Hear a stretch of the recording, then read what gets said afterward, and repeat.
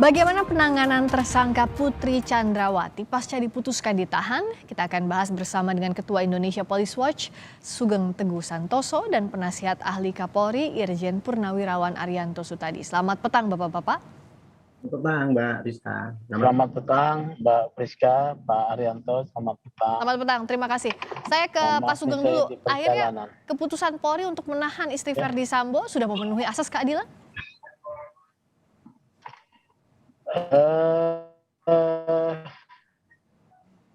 Ya akhirnya menjawab ya, Polri menjawab pertanyaan publik saat ini menahan. Ya terjawablah keinginan publik itu, yang pertama. Yang kedua, sesuai juga prediksi IPW bahwa IPW kan sudah menduga dan juga menyampaikan pendapat ya. Bisa saja penahanan itu akan terjadi sesaat sebelum penyerahan tahap kedua. Nah ini ternyata terjadi ya. Kenapa kalau IPW melihatnya begitu? Ya kan pertimbangan penyidik itu punya pertimbangan masing-masing lah ya. Punya pertimbangan hak yang sifatnya subjektif gitu. Nah sekarang penahanannya sudah dirasa perlu, itu sebagai jawaban kepada publik. Ditahan di Mabes Polri karena nanti kalau tidak saat ini ditahan, kemudian ditahannya persis oleh kejaksaan, maka ada potensi Ibu PC bisa ditahannya di rutan kejaksaan atau di rutan biasa itu. Nah, itu agak menghambat nanti komunikasi dengan anak-anak. Kalau di Mabes Polri kan bisa terbantu ya. Oke, nah kalau Pak Arianto melihatnya, memang kan keputusan untuk menahan atau tidak itu alasan subjektif dan objektif kalau saat ini masih di penyidik. Kalau Pak Arianto melihatnya apakah ini bukan karena desakan masyarakatkah yang memang sejak awal kasus ini mempertanyakan kenapa Putri Chandrawati tidak ditahan, begitu Pak Arianto? Kalau saya ukurannya ya, ini lega saya karena akhirnya penyidik ya mau melakukan penahanan. Tapi perkiraan saya kenapa baru sekarang ini, saya pikir ya karena penyidik begitu berkasnya sudah diterima oleh jaksa P21, berarti kan itu udah yakin benar ini tersangka yang diperiksa ini udah yakin pasti melanggar itulah pasal itulah, sehingga polisi tidak berani ambil risiko lagi karena begitu dapat P21 ini dia konsekuensinya kan mau menyerahkan ini tersangka ini minggu depan. Ya. Sampai nanti nggak ditahan kemudian lari kan mabok polisi. Nah sekarang makanya ya ditahan dulu aja sekarang supaya tidak ambil risiko.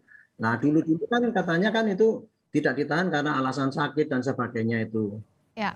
Untunglah sekarang ini dalam posisi ditahan sehingga nanti jaksa seandainya nanti JPU ya mempertimbangkan ini penting ditahan ini, jaksa juga tidak kikuk kan. Ya. Coba kalau seandainya jaksa nanti menahan polisi enggak kan kikuk, jadi seakan-akan polisi kurang serius, jaksanya serius kan kayak gitu. Ya, jadi bagus jadinya apa? Meskipun ini di injury time sebelum penyerahan tersangka begitu baru ditahan ya Pak Arianto? Yang kalau saya katakan ya justru kalau menahan itu adalah polisi itu legitimate, artinya itu diterima oleh publik gitu loh. Kalau kemarin itu kan hanya legitimasinya toh yang diterima memang ya, tetapi tidak legitimate, tidak diakui publik bahwa itu pakai aspek keadilan kan gitu. Ya. Nah dengan begitu ya syukurlah mau menahan itu sehingga polisi masih mendengar. Oke.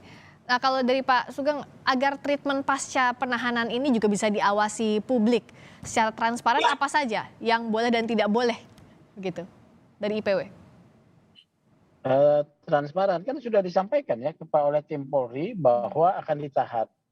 Nah di dalam tahanan itu ya pasti akan ditahan di dalam rutan ya, rutan Mabes Polri. Dan sudah disebutkan juga tadi ya, gamblang oleh Kapolri begitu ya? Ya, kemudian pasti kebebasannya terbatasi ya. Nah yang ketiga kan dia punya anak-anak ya.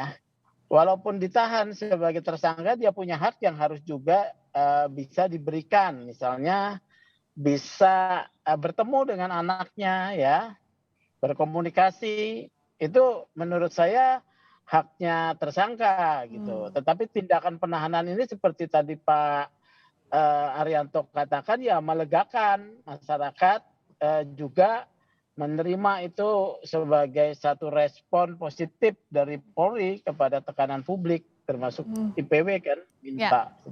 tadi Pak Sugeng dan Pak Arianto melihat ini ditahannya di detik-detik terakhir begitu jelang penyerahan tersangka dan barang bukti ke kejaksaan, tapi di sisi lain ya ini walaupun di injury time seperti ini melegakan. Nah kalau dari Pak Arianto, treatment penahanan Bu Putri tadi kata Pak Sugeng jangan lupa juga hak-hak tersangka. Nah hak tersangka ini apa saja yang harus dijaga juga begitu?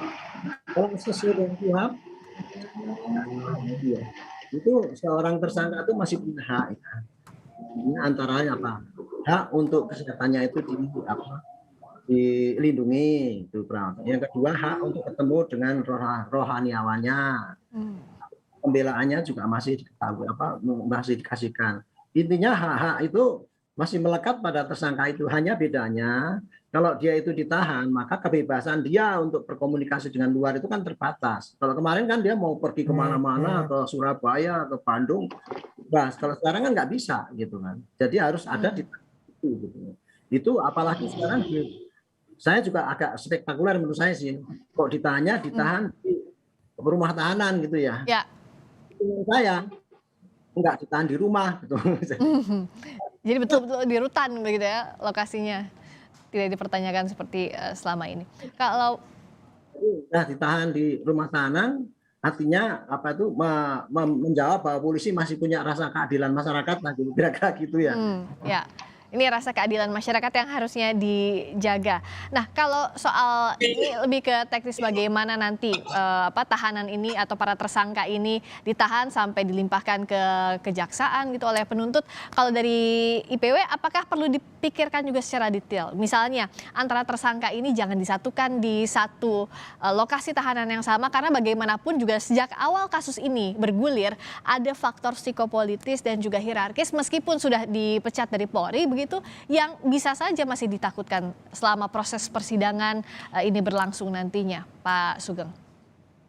Iya, pasti kan Ibu PC ditahan terpisah ya, karena beliau kan perempuan terpisah dari tahanan. Ya. Untuk Kemudian 4 tersangka lagi, ya Pak FS, ya Kuat Ma'ruf, kemudian RR dan Barada E ini. Kalau Barada E itu dalam status perlindungan pasti dia ada penahanan khusus ya. Kemudian Bribka RR juga saya menduga akan dipisahkan dari FS untuk tidak bisa mereka bertemu. Karena Bribka RR ini sudah juga merubah keterangannya kan. Ya. Nah, Kuat Ma'ruf ya, Kuat Ma'ruf ditahannya pasti bisa karena dia kan sipil biasa. Sementara Pak siapa ini? Pak FS Kobrimob. Ya memang ini terpisah-pisah nih. Itu juga bagian daripada strategi melakukan satu proses penuntutan perkara ini pasti split sync ini ya, split sync terpisah gitu ya. Dugaan saya minimal ada 3 berkas minimal ya, itu terpisah. Jadi itu juga satu strategi dengan memisahkan penahanan itu supaya mereka tidak saling berkomunikasi yang dapat mengganggu proses pembuktian seperti itu. Apalagi proses pembuktian di persidangan ini panjang waktunya, begitu ya Pak Sugeng ya? Betul, ya betul. Kalau Pak Arianto, apa sebenarnya yang harus jadi catatan juga oleh penuntut umum yang segera menyiapkan dakwaannya agar dari Polri dilimpahkan sampai nanti persidangan jalurnya ini on track terus? Pak Arianto, suaranya belum terdengar. Mungkin di Oke, sekarang sudah ada. Silakan. Menjadi atensi publik ya, sangat saya pikir masalahnya sekarang apa? Sekarang kan bandul itu sudah ada pada jaksa itu. Ya. Sudah lewat ini, kewajibannya sudah dilakukan, nah sekarang tinggal jaksa. Jaksa pasti juga memikir ini masih jadi perhatian publik kan, dia harus menunjukkan kinerja yang terbagus gitu. Nah sekarang dengan adanya kasus yang ini menurut saya cukup rumit ya, karena apa? Karena kan yang tadinya dipikirnya cuma pembunuhan gitu aja, ternyata kan pembunuhan itu direncanakan kan gitu. Nah, yang merencanakan siapa itu pun masih debatable sekarang kan gitu kan, karena selama ini kan polisi juga tidak memberikan penjelasan keluar di jalan ceritanya kan gitu. Jadi kita masih nggak sanksi lah. Kira-kira yang peristiwa yang terjadi itu kayak apa? Nah dalam hal seperti ini pasti jaksa tidak mau ambil risiko ya, sehingga kepastian yang sudah analisis itu dari berkas itu tidak akan buyar gara-gara masing-masing saksi itu nanti terus kemudian berunding itu kemudian merubah lagi keterangannya dan sebagainya. Pasti akan terjadi isolasi antara saksi-saksi itu. Jangankan para saksi ya dengan tersangka itu, atau tersangka satu dengan tersangka yang lain. Lah hakimnya saja kan sudah dipersiapkan tuh diisolasi supaya tidak kena intimidasi dari. Masing-masing lembaga ya akan sangat berhati-hati ya untuk mencari kepastian apa yang terjadi itu sehingga nanti bisa dipersidangkan dan bisa disajikan di depan umum bahwa ini yang terjadi secara dan netral gitu. Itu saya kira intinya gitu. Jadi jaksa nanti akan mikir mana yang paling bagus ya. Perkara ini apakah di splitting atau jadi satu. Soalnya kan kasus ini satu rangkaian jadi gitu. Kalau di splitting itu kan nanti membuktikannya berulang-ulang. Kalau misalkan Baradae di sidang sendiri, kemudian RR sidang sendiri kan itu jadi panjangnya gitu dan betapa tidak jelasnya kasus itu. Tapi kalau jadikan satu kan gampang rangkaiannya kayak gini. Cuman risikonya apabila terjadi miss tidak sampai. Saya tidak punya pengalaman untuk itu ya. Saya kira jaksa lebih punya pengalaman. Ya, tapi ada risikonya tadi ya kalau yang dipilih splitting begitu ya Pak Arianto. Itu harus dipikirkan juga teknisnya ya. Ada risikonya, tapi jaksa sama pasti lebih sudah berpengalaman ya menangani kayak mana yang dipilih itu pasti yang terbaik lah. Saya kira gitu. Kenapa nantinya kita harus memantau juga persidangan, apalagi untuk pihak korban Yosua Huta Barat saat ini keluarganya sudah siap untuk memberikan keterangan di persidangan sebagai saksi. Kalau dari Pak Sugeng, apakah perlindungan itu juga termasuk harus untuk keluarga Yosua? Tadi untuk hakimnya saja sudah dipikirkan begitu agar tidak terkena intimidasi dari banyak pihak. Hakim itu menurut saya tidak diintimidasi dalam rangka fisik ya, atau diintimidasi untuk ditakut-takuti. Yang sebetulnya dicegah itu adalah KKN ya, KKN-nya, sehingga mereka itu isolasi supaya tidak berhubungan. Ya. Agar tidak ada dorongan-dorongan untuk main mata di kasus ini gitu ya. Intimidasi, hakimnya mungkin marah ya. Kemudian dia diserang secara fisik, ya makin jadi perkara baru ya. Juga itu KKN-nya. Nah betul, ini yang memang harus diperhatikan bersama. Harus dipilih hakim-hakim yang berintegritas dan berkarakter. Kemudian dengan keluarga Yosua kan mereka tidak meminta status perlindungan ya, perlindungan saksi ya. Jadi tidak dalam status perlindungan dan menurut saya juga tidak akan ada intimidasi terhadap keluarga Yosua. Ya mereka akan bebas bisa memberikan keterangannya. Karena ini sudah di persidangan dan juga kita terbuka semuanya. Justru perbuatan-perbuatan yang mengarah pada pelanggaran hukum makin menyulitkan para terdakwa. Saya sendiri aja juga aman-aman saja sampai hari ini gitu ya. Nah, kalau kita kembali lagi ke yang salah satu hal besarnya adalah hari ini Kapolri mengumumkan langsung soal penahanan istri Sambo, Putri Chandrawati. Pak Arianto melihatnya Kapolri mengumumkan sendiri soal penahanan Putri yang selama ini jadi perdebatan di publik. Apa yang Pak Arianto lihat? Kapolri ingin menunjukkankah bahwa kasus ini betul-betul sampai akhir sesuai perintah Presiden Jokowi begitu? Ya sejak pertama kan saya kan mempertanyakan ya, saya sendiri dalam Polri sendiri. Cuman waktu itu kan saya agak bingung juga itu. Di satu sisi kan Bapak Kapolri kan akan melakukan tugas itu ya cepat secara prosedural gitu, ada ditutupi dan serius itu gitu. Nah udahlah dikerjakan kan itu kan, dikerjakan semua berkas dipercepat. Tapi kok pas penahanan ini kok kemudian kok tidak ditahan itu kan saya pikir gitu loh. Sebenarnya itu kan apakah kekeliruan penjabaran daripada yang di depan atau dengan perintah Pak Kapolri kan? Bisa dikatakan terlambat juga ya Pak? Bukan terlambat, mengenai policy itu loh, policy hukum yang berkeadilan masyarakat itu loh. Aturan umum memang itu harus ditahan kan gitu kan. Setidak-tidaknya kemarin itu ditahan rumah atau tahanan kota itu loh, hanya untuk alasan itu gitu. Tapi kan kemarin kan tidak terus gitu. Nah ternyata belakang injury time Pak Kapolri menegaskan ditahan. Itu menunjukkan bahwa kemarin itu terjadi masih perbedaan persepsi antara maunya Bapak Kapolri tegas dan cepat dan betul-betul yang bagus ya, transparan. Nah sekarang dikoreksi oleh Pak Kapolri. Itu hanya analisis saya ya, karena begitu. Dan kemudian Pak Kapolri juga tidak mau ambil risiko, mungkin tidak mau ambil mahal-mahalulah nanti seandainya nanti itu diserahkan ke jaksa kemudian jaksa nahan. Kan jadinya kita malu seakan-akan Iya, ini betul. ini langkah terbagus ya Pak Kapolri menyatakan langsung gitu itu untuk menyudutkan bahwa itu komitmen beliau kan gitu. Kalau tempo-tempo hari kan itu masih penyidik yang menentukan itu kan gitu kan. Pak Irwasum dulu yang mengatakan ini penyidik masih mempertimbangkan gini-gini karena sakit dan sebagainya. Itu penyidik kan yang dia omong gitu. Iya, ada pertimbangan berkeadilan tadi juga yang harus di highlight begitu ya Pak Arianto ya? Memang daripada Polri inilah sikap Polri, di samping dia legitimasi juga dia juga mengejar legitimate supaya dipercaya masyarakat kembali. Kira-kira itulah nilainya. Saya pandang gitu. Kalau Pak Sugeng melihatnya masih baru sekarang ditahannya Putri Chandrawati, tapi ini apakah bisa dikatakan ya tadi hanya teknis saja soal bagian penyidikan atau bicara juga soal konstruksi perkara atau tidak mengganggu konstruksi perkara karena ini ya bagian dari hukum beracara saja begitu? Ini adalah keputusan Kapolri ya. Keputusan Pak Kapolri untuk menjawab ketidakpercayaan publik. Karena kondisinya memang kondisi publik masih skeptis terus gitu loh ya. Tetapi kemarin sudah P21 sudah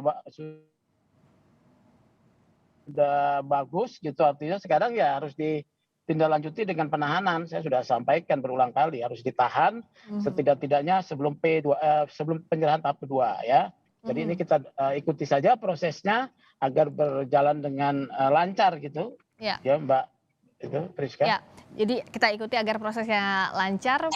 Penegasan juga untuk bapak-bapak. Saya ke Pak Arianto dulu. Baik. Kan selama proses ini berlangsung kita lihat seringkali waktu diundur penyidikan karena alasan sakit dari tersangka dan sebagainya agar nanti di sidang tidak ada ya hal-hal demikian apa sebenarnya yang harus dilakukan. Tapi di sisi lain juga kan bisa jadi alasan tersangka juga untuk menghambat persidangan, Pak Arianto. Ya kalau di dalam alasan sakit itu ya Bu ya, sehingga kita itu nggak bisa dielakkan. Ya. Yang namanya kita meriksa orang itu diawali dengan pertanyaan apakah saudara dalam keadaan sehat. Sehat atau tidak begitu ya, itu yang awal ditanyakan. Kan, walaupun dipaksakan diperiksa, jadi nggak aci lah kira-kira itu. Iya betul. Gitu. Nanti dia dari pengadilan itu. Ya, tapi terakhir untuk bapak-bapak boleh singkat saja. Jadi apa yang harus dilakukan agar mengawasi perkara ini betul-betul sesuai memenuhi rasa keadilan itu kan yang intinya harus dijaga oleh penegak hukum. Pak Arianto dulu boleh? Saya pikir tinggal ditambah transparansi penyidik itulah.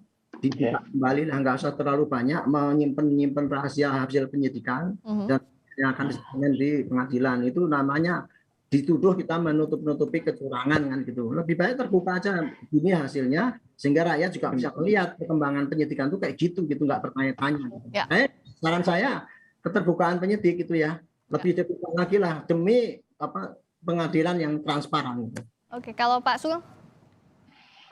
Kalau sudah diserahkan tahap kedua, sudah tempatnya jaksa nanti akan bertugas, pasti terbuka itu. Ya, berkas perkara akan dibuka, dakwaannya akan dibuka, semua saksi juga akan didengar secara terbuka. Sudah tidak ada yang bisa ditutup-tutupi lagi. Ya, jadi oleh karena itu kita dorong saja supaya cepat jaksa diserahkan tahap kedua, jaksa cepat menyusun dakwaan dan diajukan ke pengadilan, Mbak. Begitu ya. Mohon maaf saya udah sampai bandara ini. Baik, terima kasih sekali lagi dakwaan jaksa diharapkan cepat dan juga cermat. Kita kawal terus prosesnya hingga persidangan nanti. Terima kasih Pak Sugeng Teguh Santoso, Ketua Indonesia Police Watch dan juga penasihat ahli Kapolri, Irjen Purnawirawan Arianto Sutadi telah bergabung di Kompas Petang.